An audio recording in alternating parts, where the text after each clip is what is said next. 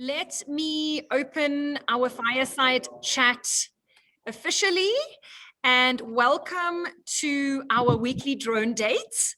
And we live for these Thursdays. We have had the pleasure of such cool speakers over the last few months, and tonight is not going to disappoint. Again, just so everyone knows, this is our weekly Women and Drones Africa Fireside Chat, our platform to share, inspire, learn. And tonight, our time, of course, I have the pleasure of introducing Diana Banda, all the way from Zimbabwe. Diana is on, and I think she can hear us. I want to introduce her. She is the Community Engagement Lead and PR Officer for Zimbabwe Flying Labs. She has a lot of experience working with diverse people and teams. She has a background of working with young adults with learning disabilities as a tutor. She's passionate about empowering young people with skills for the future, like drone technology and robotics. Diana has a degree in health and social policy from University of Coventry in the UK. Diana skillfully manages the administrative duties and public relations duties, and is in charge of spearheading projects by planning, organizing, and attending trainings, workshops, events. And she assists the managing director with admin tasks, etc., pertaining to the development of Zimbabwe Flying Labs. Diana, we are absolutely thrilled to have you on. And without further ado, I'm going to open up the floor to you. Welcome. Thank you so much for such a great and warm introduction. Thank you everyone for joining. I love the energy that's here and just the love for drones, and it does feel like a fireside chat indeed. Okay, so if you don't mind, I'm going to take off my video so that I can make sure that my network stays on the whole time. So is that okay, Kim? Absolutely, absolutely. Everyone's seen me, I'm here. We're just saving some bandwidth. Yes. All right. So I guess what I'm going to do is really talk about Zimbabwe Flying Labs and just the work that we're doing in the educational sphere. Kim, can you just let me know how long I have, so at least I'm aware of where I'm at? Yeah, I'll give you like 5 minutes, but you go ahead. The floor is all yours. Okay, that's great. Okay, so I am part of Precision Aerial / Zimbabwe Flying Labs. This is basically the country chapter of a network of people who do something. Just hold on. Let me just bring up the things that I do. Otherwise, I'll just be rambling. Okay. Zimbabwe Flying Labs is part of a network of about 35 drone. Oh, sorry, Kim, I'm mumbling today. Please bear with me. That's okay, darling. No problem. You just go ahead. Okay. So maybe let me just tell you a story, and then I won't feel so nervous. As much as I'm communications, sometimes I actually get nervous with what I do. Hey, you know what the coolest thing about this platform is that it's just you and us. We're sitting around a fire having a chat, right? You're doing great. Okay. So Flying Labs exists to basically provide sustainable local technology in drones, robotics, and AI using global standards and cutting edge platforms and empowering the local people in Zimbabwe. So I am together with Precision Aerial, which is actually the the company which hubs Zimbabwe Flying Labs, we have been able to do activities under Flying Labs, which in fact is the drones in STEM education.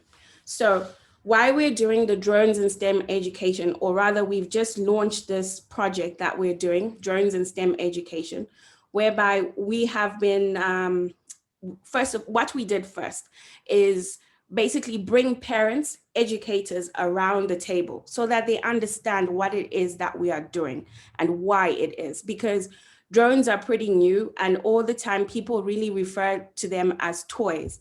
And so there's been like a real keen interest with parents, and just one of the key things that we do is awareness. So people come into our office. Where our offices are, there's a lot of activity in terms of sports, because it's a sports hub. So a lot of parents come in and they want to know, they see us flying drones, they see us doing stuff, and there's that interest that comes up and they're like, okay, what do you guys do? And then we start telling them, hey, we fly drones. It's like, oh, you mean you do weddings? It's like, no, we actually do a little bit more than wedding. Well, we don't do wedding.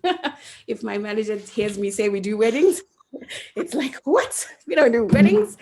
But really what we, and then we start telling them, hey, we do STEM based stuff, one.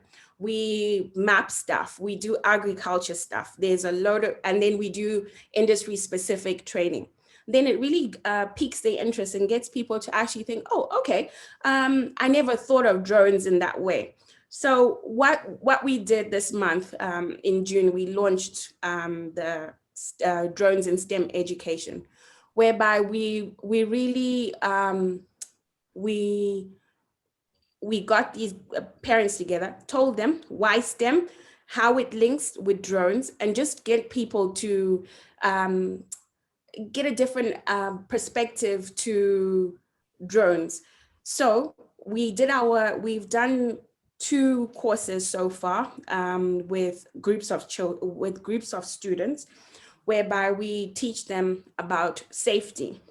Okay, so it was about safety, using drones safely, educating them on flights, like planning your flights, actually flying the drones, doing the moves, and really getting them to get an appreciation of the technology, and getting them piquing their interest on, okay, what else can I do? So, and precision, keyword of who we are, precision. So maybe I can tell you a story. Last week, we did a race. This was like right at the end of our training. So we did this race whereby the girls and the boys were flying. And then the boys did the whole course in like 20 seconds. And they were super fast. But then the condition of winning the race, you cannot crash.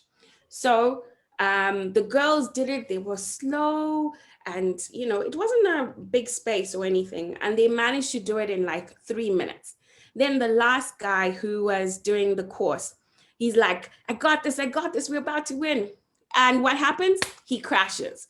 So the girls who did it in 3 minutes basically won, based on what? Slow and steady. So that's one of the things, precision, doing things safely, just getting people, getting the kids aware of things like that. And just creating good habits in terms of, just doing things safely. Okay, put on your goggles, put on your safety vest, and doing stand by, that's always, I love when the kids are like, go everybody stand by, and just getting people aware of simple things like that. But in the long term, when you are older, when you're 18 and now you want to go and actually be a drone pilot, there you have that now. It's not foreign to you, even just the good habit of more than just the drone pilot, the observer, the safety officer, noting down anything that's amiss, anything, the checklist, things like that. So we're really trying to create a culture of good habits, of people being aware of their surroundings, and then more so also understanding it's also about getting them to appreciate that in all this, there's actually regulations behind it. Okay. Yes, we're flying indoors, which is fantastic. Where we do our drone stuff, we do it inside. So, which is great for, it's safe, the nets and everything. So, which is great.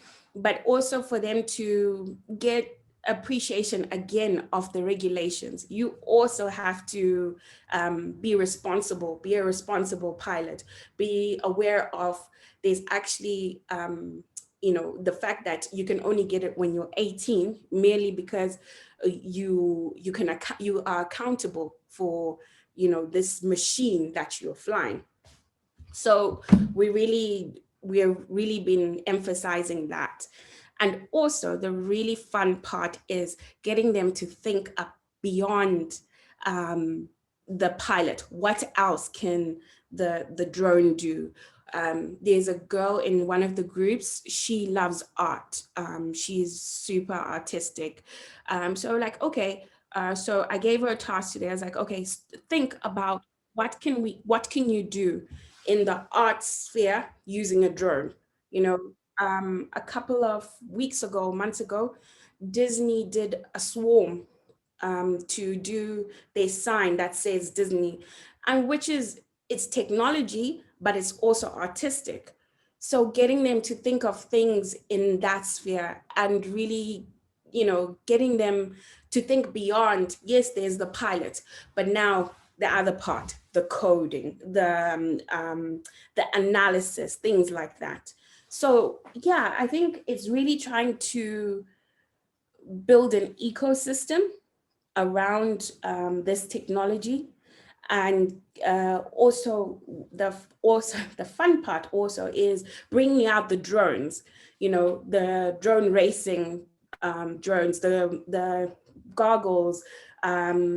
Well, we don't have the, what do you call it, the agricultural drone on site, but we've done work, so we're able to show them videos and say, hey, this is also what you can do. So it's like, oh, okay. The conversations are completely different. And I truly believe that when they step out, they're gonna look at the world completely different, or now start thinking, okay, I have this problem. You remember, we're trying to get people to problem solve, young people, just because that's the critical thinking that they need going forward. These are the jobs of the future. These are Yes, the new the new generation. So unlike the rest of us, we are meeting this technology, but these guys are literally growing up with it. So it's normal for them to have drones, to see drones, to, experience these things. So it's really important that they get comfortable. They start critically thinking about what they're supposed to do. And also just literally creating work for themselves, because they may not necessarily be their parents' job in 5-10 years time. So create work for yourself. It's like, okay, and just be creative also. So really that's what we are currently doing in terms of the STEM part.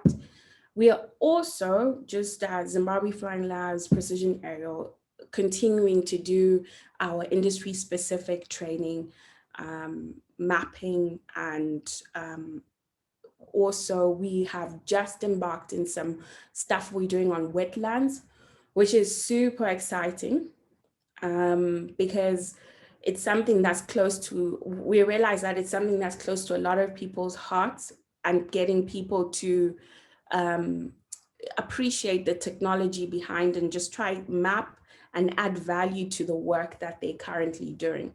So really that's in a nutshell what we're doing, and just pushing the technology in front of people, raising awareness, just getting people to be like, oh, okay, I want to know more. about the technology, about what you're doing in STEM and things like that. So yeah, I'm out of breath now, but yes, that's us. Diana, thank you so much for sharing what you do. And, you know, whenever anyone talks about the kids and, you know, kind of turning education into fun and using fun to educate, it just, you know, kind of warms the heart. I'm sure there are going to be questions from the viewers, but I wanted to ask you, this little competition you had between the boys and girls, what was the response from the groups when, you know, the girls won because of their approach? I'd love to hear how the groups kind of reacted to the outcome. So the boys were shocked. They were absolutely shocked. They're like, how on earth do we lose? We were fast, you know, how do we lose after, you know, we went through all the hoops? It's like, no, don't forget what the rules are. The girls were like really shy about it. But our team, when we did our debrief, they were like, okay, guys, you know, it was even noticed with the trainers. They're like, you know what, the girls are super precise, they are so safe, and they are very much aware of their surroundings. And so it was a bit of there was a brother and sister there on either teams. So I think the mom was like, okay, there's gonna be challenges at home. Because the brother lost. So yeah. Oh, wow. That's brilliant. You know, personally, I don't like doing this whole boy girl thing from a young age, because it kind of, you know, reiterates the differences. But I think what that proved is really important, because often the feedback we get, and I see we've got Cindy Randall on here, and Cindy actually owns an ATO, so a training organization here in Joburg. And Cindy's on here for the first time, so welcome, Cindy. But I would love to hear from Cindy whether in their drone training for RPLs, whether you see that same thing in difference of approach when the guys and the girls come and train, just out of interest, seeing as we're on this topic. If Cindy can, if she's still on, let's see. Oh, she is still on. Hi, guys. Thank you. Hi. Welcome to our Fireside Chat. Thank you. Appreciate it. Yes, most definitely. The girls are a lot more safety conscious. You know, the boys, I think the adrenaline pumps in them, not that it doesn't pump in the girls either, but they are a lot more attentive when listening to the instructor. The boys tend to just want to get out on the field and get the drones going and see what they can do, and whereas the girls will do the radio call, they'll put their HV jackets on, they will follow process. So definitely is, you can see the difference. But yeah, I mean, the boys they do abide by the rules and that, but you can see the odd one or two that really want to, but I can do this and I can do that. But I like your idea, Diana, with the racing and that sort of thing. It's actually nice. You've given me some ideas, so thank you. I think that would be amazing to, at the end of the training week, or the end of the practical training week, is to have a little fly off. That would be so cool. Absolutely, I think it will be. Thanks, Diana. You've now dropped seeds everywhere. I love it. I love it.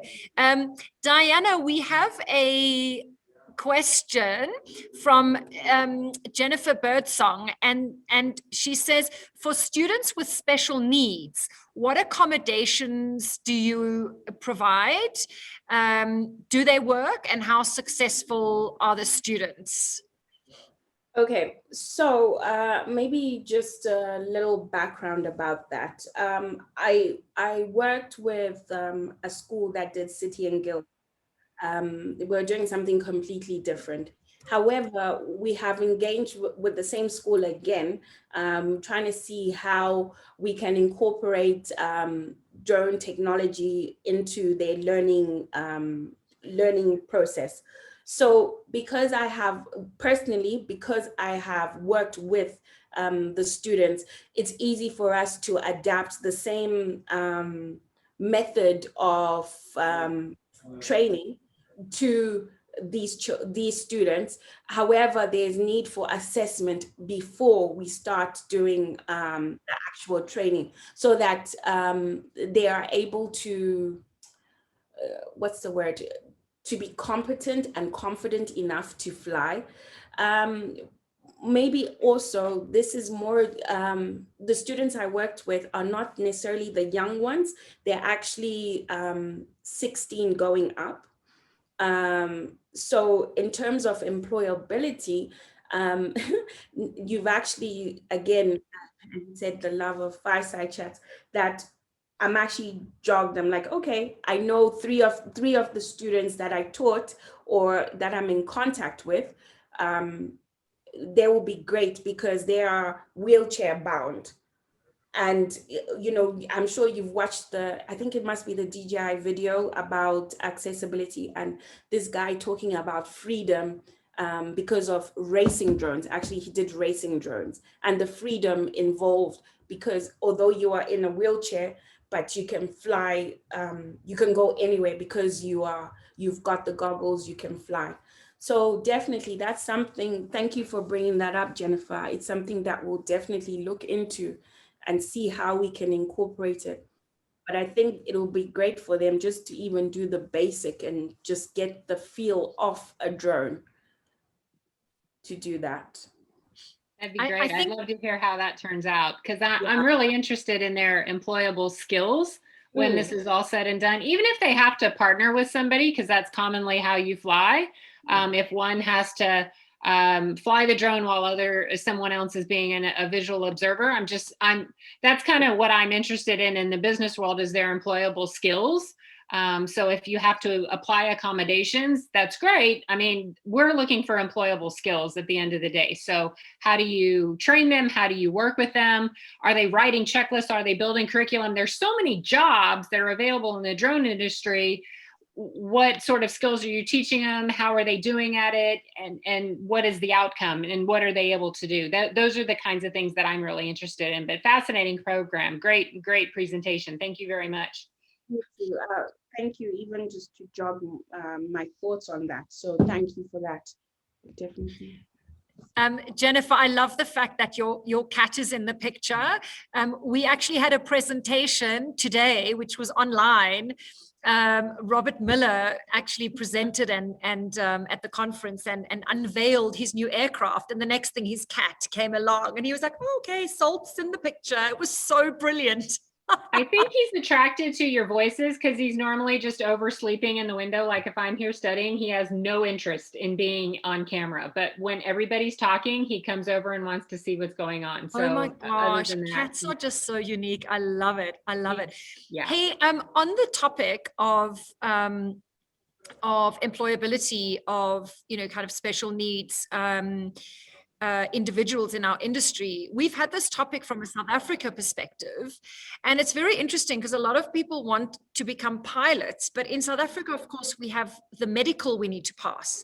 Yep. And so the idea was really around, or at least the answer to that was really around, if the individual can pass the medical, and of course the hearing, sight, or vision test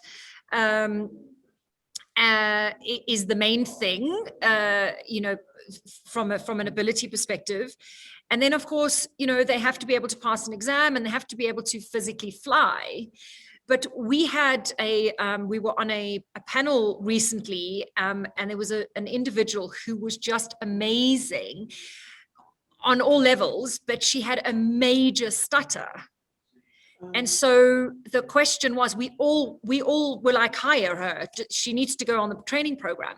But would she be able to pass the radio? Would she be able to do the radio work? So then, I guess the discussion point there is, again, can she fly the drone, but someone else do the radio work?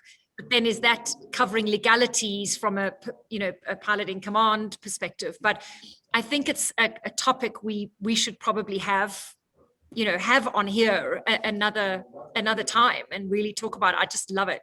Right. It always shocks me that you can say, well, I can't see unless I'm wearing glasses. Right. But you could say, I have a stutter, but I can't use somebody else to help me communicate. But you have that logic with glasses or a hearing aid or something like that. Like, you can't flip that logic when it comes to something like speech. True. Yeah, absolutely. And I guess it all comes down to, I'm just thinking of, the kind of answers that I've had, and that is, or the responses, and that is the pilot in command able to make spot decisions and be in control of the aircraft communication and then that loop? But and again, I think to maybe close off for this part on that topic is there are so many other jobs in this industry that don't necessarily involve flying. So safety or quality or manufacturing or whatever Innovation. it is. And absolutely, 100%. No, thank you, Jennifer, for triggering that. That's fabulous. And as Diana said, it's given her an idea to actually try and explore that a bit more. Kim Players asks, Diana, what drones do you use with the kids and how are the programs funded? Good questions. Okay, so we are using the Tello drone, the DJI Tello drones, because part of the program is to move on and do coding as well. Hence what Jennifer was saying, there are other jobs in the industry. So actually doing the autonomous flights and the coding and stuff like that. So that's a fundamental tool that we have. It has to be a Tello drone, EduTello. And then how are the programs funded? We are self-funding it because we are so passionate about this. Well, the parents pay, but I believe that's self-funding because we had to start it off somehow.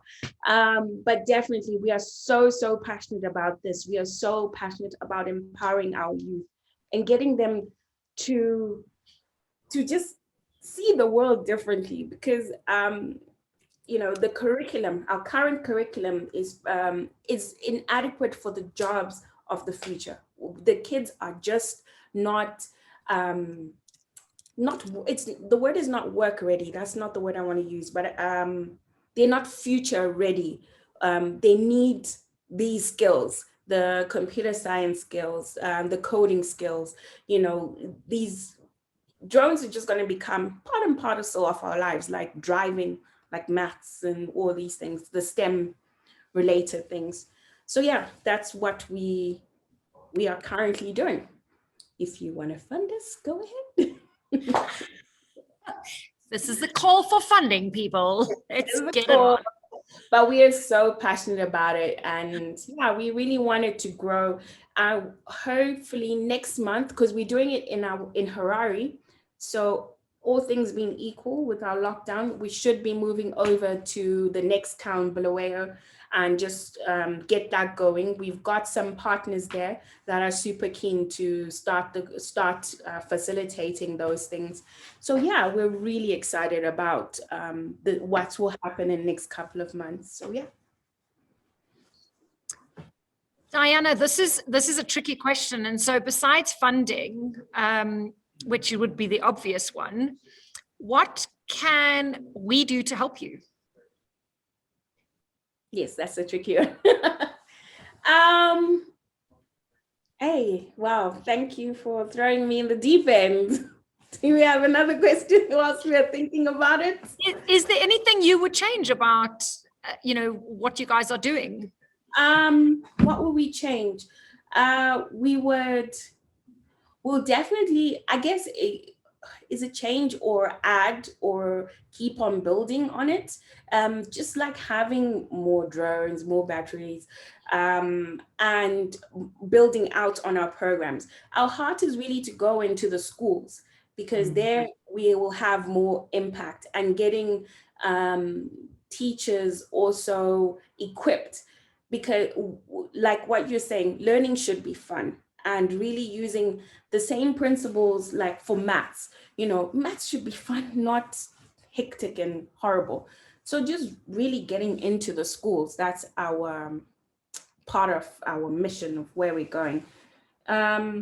To be honest, I'm sorry, I can't really answer. I should have actually thought about that. The point is not to put you on the spot. That's absolutely perfect. Are there any questions from our participants? Anyone who has a comment or a question for Diana? Louise? Yeah, I'm just curious. Yeah, thanks. Diana, I was just curious, you know, your engagement with officialdom. You know, you're sort of talking about going to schools and seeing teachers, but do you get engaged with the Department of Education? You know, are there other parts of departments in Zimbabwe that you're trying to engage to help sort of really push this growth of the industry and get the youth involved? Okay, maybe I'll answer this in two parts. We have had, remember when we launched this, we invited educators, teachers, and parents, right? And then we've done this month's courses, right? Next month, we are really, again, re-inviting the teachers and the educators to get them on board to understand what we're doing and really start working at equipping them. In terms of the education wing of the government, we have started the conversation with the ministry. So there is interest and they're like, oh, okay. But it definitely might be a while before we get it into the mainstream education part of it. But private schools are more keen to, you know, incorporate new ideas into the picture much quicker. So yeah, that's really where we are at in terms of getting the conversation. But the conversation is out there. You know, the number of, this is, okay, for this one, it's the age group is between 7 and 18. But the number of the university students, the number of inquiries we get, the number of people asking, hey, can we intern? Can I intern with you? Can I come and see what you're doing? That, you know, on a daily basis, we constantly are getting emails and people are interested in engaging us in that way. So these programs also are a platform for those university students to like, hey, come and see what we're doing. And then from there, let's see how we can work together. And we may not be able to intern you full time, but you can come on board when we have voluntary activities, you know, with educated free labor. So yes, that's really where we are at. I hope that answers you. Yeah, no, okay. Just if I may quickly again, Kim, just sort of, do you find officialdom is equally unaware, and perhaps assuming you only do wedding videos, do you find that you also have quite a battle to sort of get them to sort of see beyond a set image? Yes, without a doubt. But it's it's more than, the thing is, like this year, our aim is awareness. So it's not just in an organizational level like government departments, it's across the board. So this year we are so big on awareness. That's why we have webinars like just platforms where we just host and just talk to everyone. Say, hey, this is actually what a drone is. This is these are the regulations. You need to be responsible. There's a drone pilot. There's a licensed drone pilot. A drone owner is different. So yeah, we meet that everywhere. So I can't even just say, oh, it's government officials. No, it's everyone. So we are working on it. Diana, I think like if you could just share with the group the challenges you guys have, because my understanding is that the regulations have been promulgated, but the regulator hasn't yet rolled the drone regulations out into the market, which means they don't have a process, they don't have a platform, they don't have the resources to actually for someone to apply for an active commercial license.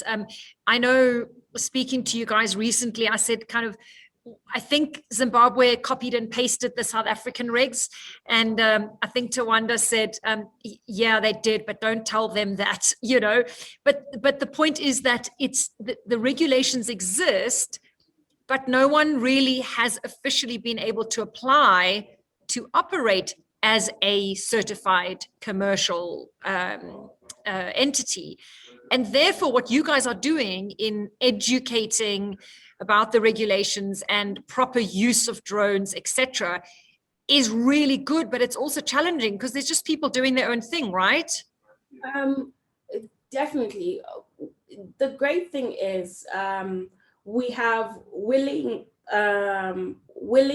people within the civil aviation space who have really said, okay, we're getting there, but it's okay for you to tell people and create the platforms where you have these conversations so that people are aware of the way things are supposed to be. Yes, you're right, we're not quite yet there to get our own local licenses. So those who want to get licenses have to go to South Africa or go abroad. But soon, I'm sure, in the next couple of months, there'll be more openings for people to actually get their local license. So I'm really proud of the civil aviation that they have made like huge strides in the last couple of months just to get, that's the system in place.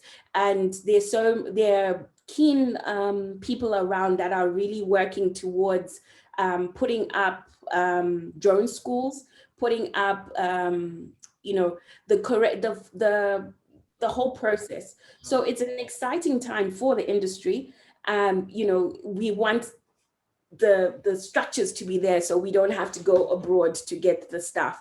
So we are super excited about that. Even ourselves, we are working towards having our own drone schools because we feel it is important that we have our own homegrown drone pilots who are trained by competent people who know what they're doing and who are passionate about this industry. So we are really excited about that as an organization, as Precision Aerial Zimbabwe Flying Labs, to really push on that front. So yeah, the challenges, they're there. But I think because we are at the start of an industry, I truly believe the civil aviation has been willing to take our suggestions, to have the conversations. We can go and say, hey, this is what we are thinking, what do you think? So I think it's really just working alongside them and getting to the place where it's going to be a Zimbabwe drone industry, which is thriving. Well said and well done, because you guys are at the forefront because you got in early and you've been doing all the hard work, and getting the training school done and actually being an operator and leading the way and not compromising on quality and safety and all of that is just so good. That's what's going to set you apart, right? Definitely. We it's funny because in my mind, the STEM part and the school part it has to mirror itself. The level of excellence has to be the same on both fronts, because the kids can't come to our drone school and see haphazard work there. Can you imagine a 7-year-old saying, but he's not wearing his safety vest? That would be absurd if we have that kind of standard. So yeah, we're just really trying to work alongside so we can really build this industry. And yeah, just push for a better system in place so we can do great things. Well done. Hey, so you're a woman in the drone industry in Africa, and I know I think you've featured on Trailblazing Women with Louise as well. What would be the one piece of advice you would give young girls and women considering or not even knowing about this industry? I think I will take from what I said in the Trailblazing, saying just get in and start. Maybe just to draw from that also, one of the I've seen this, like one of our people in our group, excuse me, is a GIS specialist, right? So this is another avenue within the drone space, but she's a woman. And it's like, wow, there's someone else who's in the space, who's working with me, who's a woman. So I see the passion that she has. She's so interested and she wants to learn. She wants to absorb every single, learning opportunity that has been availed to her. And you can see she's growing. She's competent and confident. So I think any advice, there is room for everyone in the industry. Just get in, find your space where you can complement, even if you have other skills.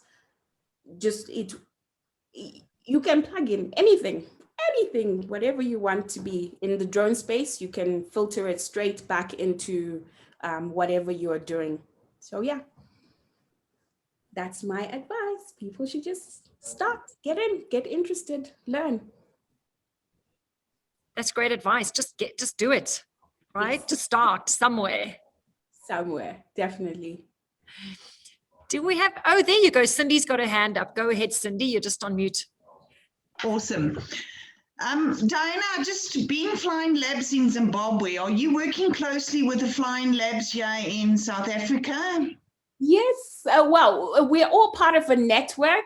So, there are 35 of us around the world. So yes, we love our Queen. We know Queen. Our director is the one who's really linked in with her and stuff. So it's such a privilege to be part of that network and really draw from each other's lessons, whatever activity is done, for example, in Panama or in Nepal, anywhere, we draw from those lessons, and it's got a big, higher,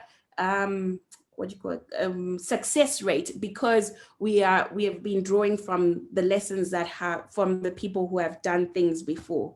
So yes, we are connected to all the Flying Labs. Amazing. I met Queenie a couple of weeks ago, and we're starting to work together as well, which is really, really awesome. So I'm quite excited about that. Just to let everybody else know, this is my business partner, Jenny. Hi, everyone. Nice to meet you all. Jenny Bester, she's also a partner in the Academy of Aviation. So yes, thank you. Can't wait till we all connect up. Are you coming down in September, Diana? I should be coming in September with the rest of our team. But if not, our team will represent as well. But it's great to meet you, Cindy. Yeah, lovely meeting you too, and the rest of you. Thanks, Kim. What's happening in September? Have I missed something? FOMO's going on here. There's a whole lot of the guys from Flying Labs coming down. We're actually hosting them at our premises. From what I understand is it's teaching the Flying Labs with data collection, etc. and that. So they're going to be training them on some software. Am I right, Diana? Yep, they're going to be training them on this data software so they be flying the drones there. Obviously, you know, our field is CAA approved, so they're going to be utilizing the drone field and then training in our classrooms. So we're blessed and totally thankful. Amazing. We should try and do something, link it to Fireside Chat and have all of you guys there or something. If we can make it work time-wise, that would be amazing. It would be, yes. And then you guys should invite Jerry from Drones R Africa, and then he can do a little write-up on you guys. Have your local journalist there doing some PR for all of you. That would be fantastic. Okay, I'll hook you up, shall we? I'm going to see Jerry tomorrow, so I'll give him the heads up if he doesn't already know. But that's super exciting. That's really, really good. Queen actually shared some of her Flying Labs activity on our at our conference today, so that was good. Does anyone have anything to comment or any question to ask Diana? Samantha Scully, I saw you sneaked on. You're very hi, how are you? I'm good. Well done for yesterday, girlfriend. Thank you so much for being part of the team. Yeah, so I mean, it went well. It was amazing. Your energy was great, and your questions were great. And did you get out of it what you wanted to? Definitely. I'm totally inspired. You know, now that I got my drone bug thing going on, I thought maybe I need to expand upon that and maybe have a series on Clubhouse or something.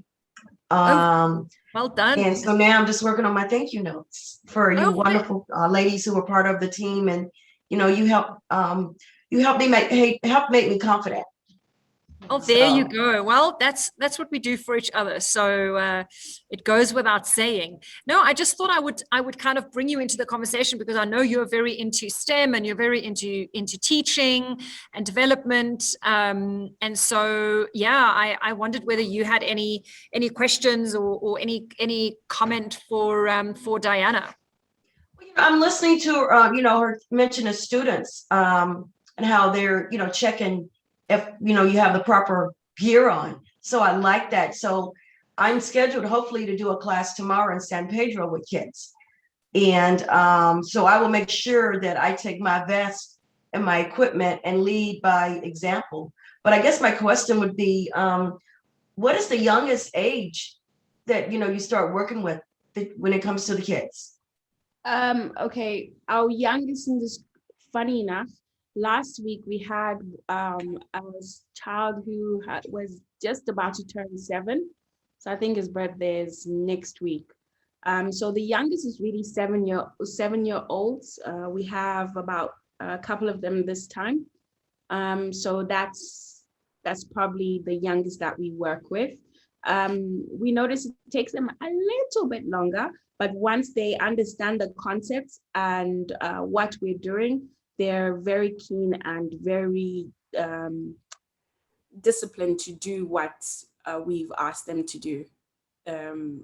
Yeah, so about 7 years old. Brilliant. Hey, Samantha, I'm going to put you on the spot. But on this panel yesterday, someone talked about safety, and Samantha was chairing this panel, and Samantha was glammed. She had her lippy on and this amazing top, and she was just rocking it. And then she put her high-vis jacket on and her hard hat. I loved it. I wanted to get a screenshot, but I couldn't get it quick enough. Sam. Me too. I couldn't do it either. I couldn't multitask because I was kind of nervous. I dropped my mouse and I was like, oh my God, I can't screenshot myself. Oh, is that what happened when you tried to screenshot when you dropped? Oh, you were classic. It was brilliant. It was so good. Oh, so yeah, I learned that from, again, going with other people and just being part of women in drones, seeing, the team, especially like Desi, has a picture of herself. And so I was like, okay, well, follow suit. And I was lucky enough that I had a hard hat, for years in my garage. So I was like, okay, I got a hard hat and I went to AutoZone and bought my vest. And I actually had it on yesterday.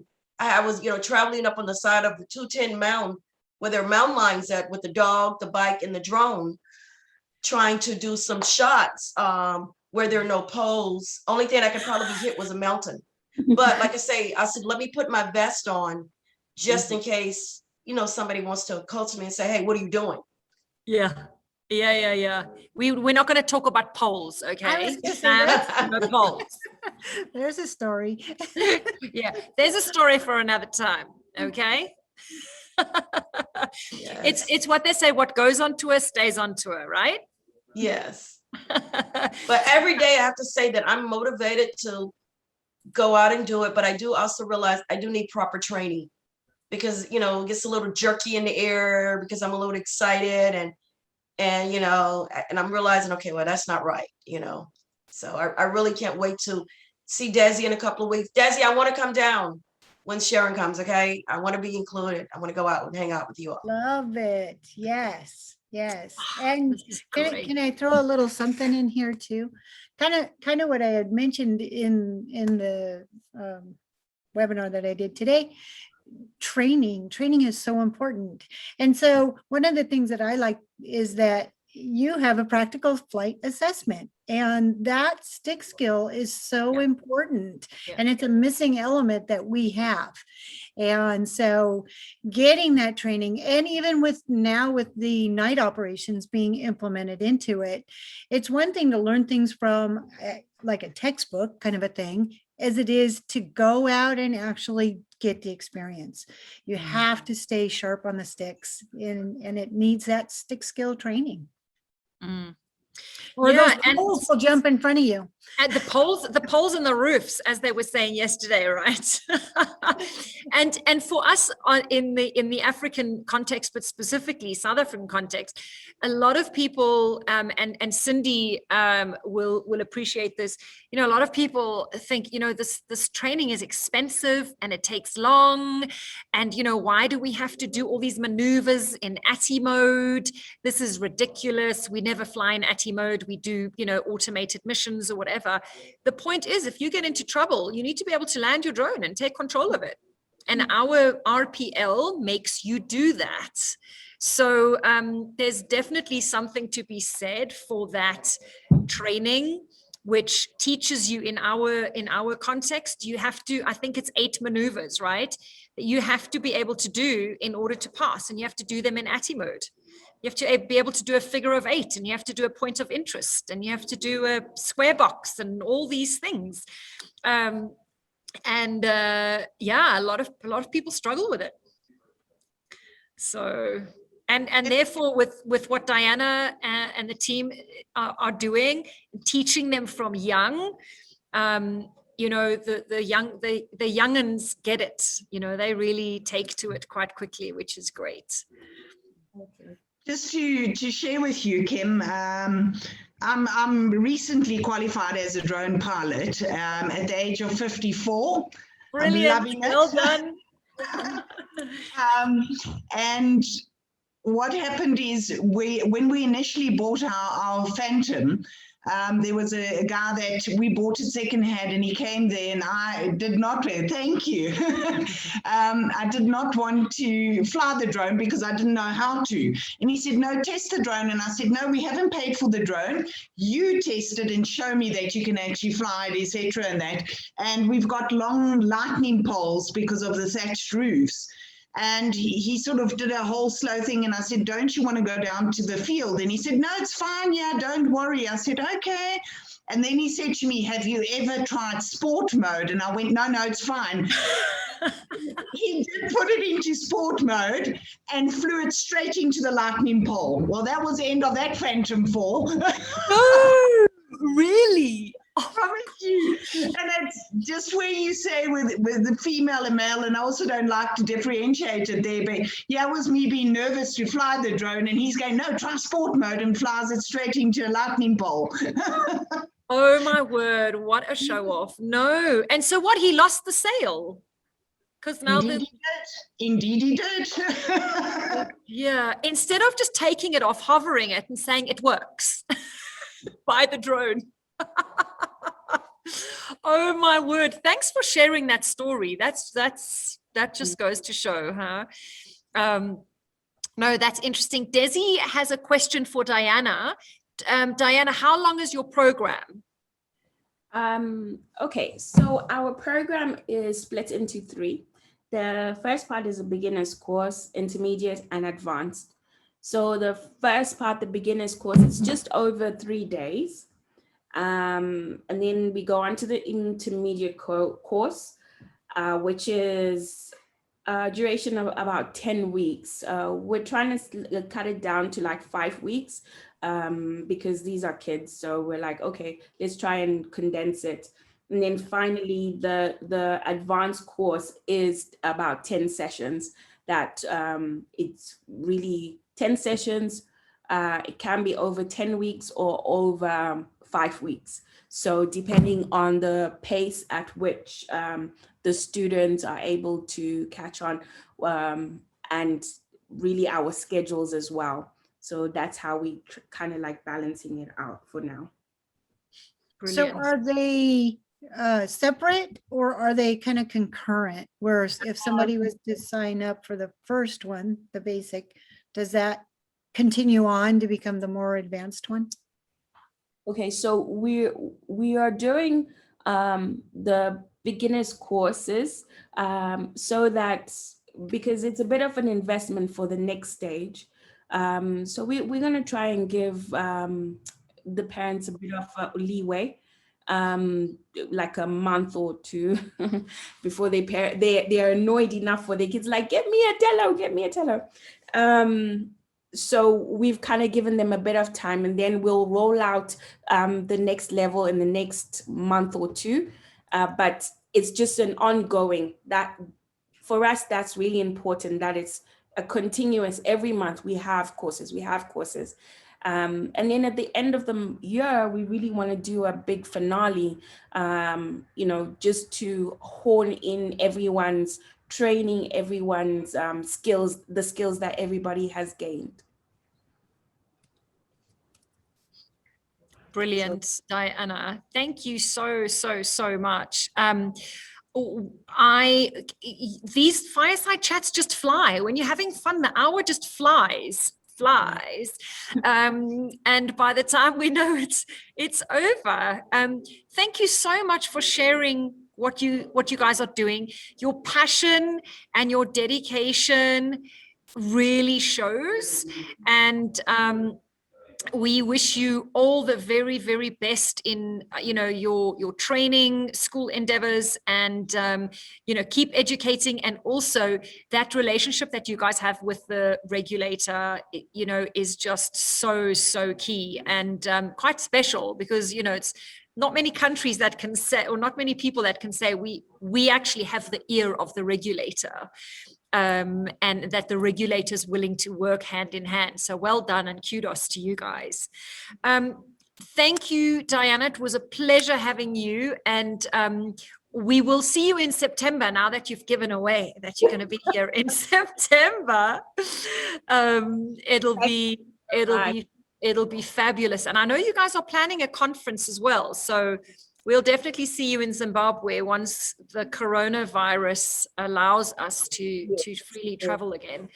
Well done, and thank you again. For the opportunity to just come and share and just meet many different people, which is fantastic.